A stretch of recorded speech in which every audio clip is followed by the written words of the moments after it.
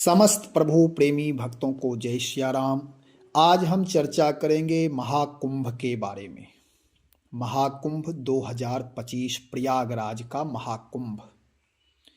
यद्यपि आप सब लोग सोशल के माध्यम से, टेलीविज़न के माध्यम से, मोबाइल के माध्यम से बहुत सारी बातें जानते हैं, देखते हैं, सुनते होंगे, लेकिन मैं अपना कुछ निजी अनुभव साझा करने जा रहा हूँ। जो कुंभ में रहने के बाद मुझे अनुभव हुआ है, वह अनुभव की बात मैं करने जा रहा हूँ, जो आप सब लोगों के लिए सुनना अनिवार्य है।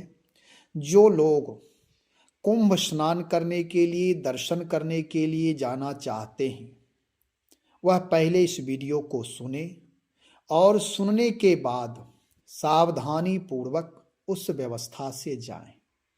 आप कुंभ में जाएंगे, सरकारी व्यवस्था बहुत सारी चीज़ें हैं, महात्माओं की व्यवस्था खालसाओं में है, फिर भी अपनी व्यवस्था अवश्य होनी चाहिए।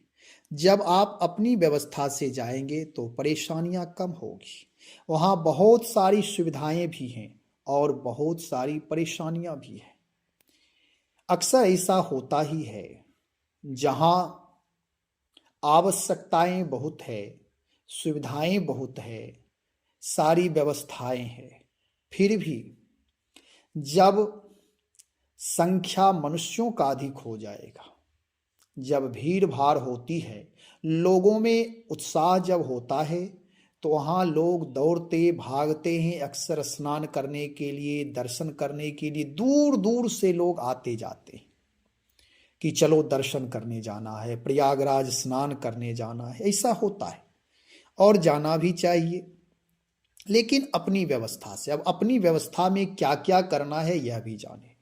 प्रयागराज जब आप जाएंगे स्नान करने के लिए, तो कुंभ क्षेत्र में जब प्रवेश करेंगे तो वहाँ आपको एक भी पक्का मकान नहीं मिलेगा, छत नहीं मिलेगा, आरसीसी सड़क नहीं मिलेगी, आरसीसी का मकान नहीं मिलेगा कहीं भी।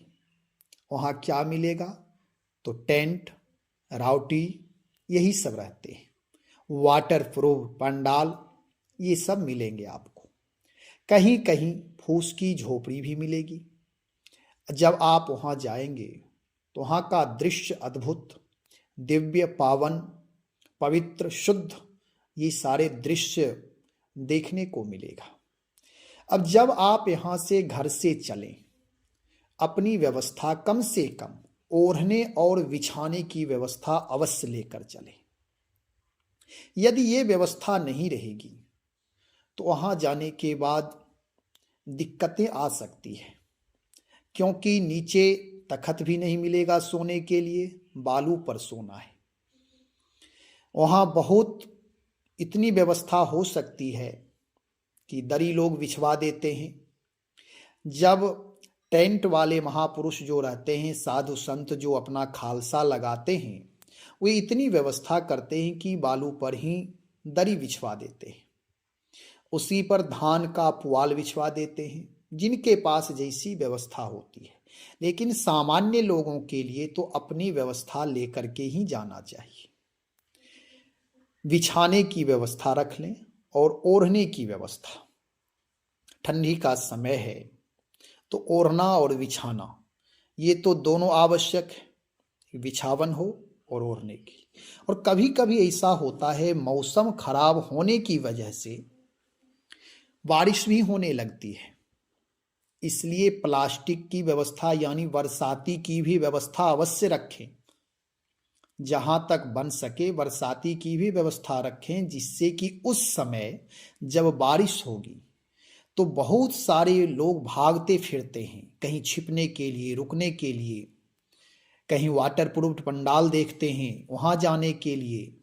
लेकिन हर जगह वाटर प्रूफ की व्यवस्था नहीं होती है, और वाटर प्रूफ की व्यवस्था जो महात्मा लोग करते हैं वे अस्थाई, जैसे अनाज है, राशन है, वहाँ के लिए रखते हैं। कुछ बड़े कथावाचक लोग हैं, बड़े महंत थे, श्री महंत हैं, वे अपनी व्यवस्था वाटर प्रूफ पंडाल रखते हैं, लेकिन हर जगह व्यवस्था ऐसी नहीं होती है। यद्यपि सरकारी व्यवस्था इस वर्ष जो है विशेष रूप से है, सुविधा तो मिलेगी, फिर भी अपनी व्यवस्था से जाएं। और जब स्नान करने जाएं तो भीड़ भाड़ से बच करके, यद्यपि वहां भीड़ों के बीच भीड़ से कैसे बचा जा सकता है, संभव नहीं है, फिर भी सावधानी पूर्वक जाएं। और खाने पीने की जहां बात है तो खाने पीने की व्यवस्था बहुत ज़्यादा ना रखें। कारण यह है कि वहाँ अन्न क्षेत्र चलता रहता है, हर जगह फ्री भोजन मिलता है और वहाँ जहाँ मन हो वहीं बैठ करके आप भोजन कर सकते हैं। वहाँ अन्न की दिक्कत नहीं है, खाने की दिक्कत नहीं है। पेट का बोझा पीठ पर ढोना ठीक नहीं है। एक तो ठंडी की व्यवस्था है, कंबल ओढ़ने की व्यवस्था, बिछाने की व्यवस्था और कुछ दिनचर्या की व्यवस्था हो जाती है, इसलिए सामान्यभूत हो जाता है। इसलिए खाने की व्यवस्था थोड़ा बहुत कुछ रखें, नहीं तो नहीं के बराबर, क्योंकि वहाँ आपको हर प्रकार के भोजन हर समय उपलब्ध होते हैं। अब कुछ लोग ऐसे हैं जो तीर्थ में जाकर दूसरे का अन्न खाना नहीं चाहते हैं, अब उनकी बात अलग है। नहीं तो ऐसा भी कर सकते हैं कि जहाँ आप रुके वहाँ भोजन किए, वहाँ कुछ सेवा कर दिए, सेवा किए, भोजन किए, चलते समय दान दक्षिणा भेंट पूजा चढ़ा करके फिर वहाँ से दंड प्रणाम करके निकल जाएं, आशीर्वाद ले करके निकले। दूसरे का यदि आप खाए हैं तो वहाँ जाकर कुछ दान कर दें, कुछ सेवा सहयोग कर दें। तो ये सामान्य रूप से एक बेसिक व्यवस्था है। इतनी व्यवस्था लेकर के ही कुंभ में जाना चाहिए। और वहाँ जाएं तो पूर्ण सावधानी यह रखना है, अपने स्वास्थ्य का ख्याल रखना है। यदि आप बीमार पड़ जाएंगे तो वहाँ बड़ी दिक्कतें होती है, क्योंकि व्यवस्था तो अच्छी रहती है, फिर भी बीमार व्यक्ति वहाँ एक बीमार पड़ने पर सब लोग परेशान होते हैं और समुचित इलाज नहीं हो पाता। यदि कोई व्यक्ति बीमार है तो हठ ना करें कुंभ में जाने का।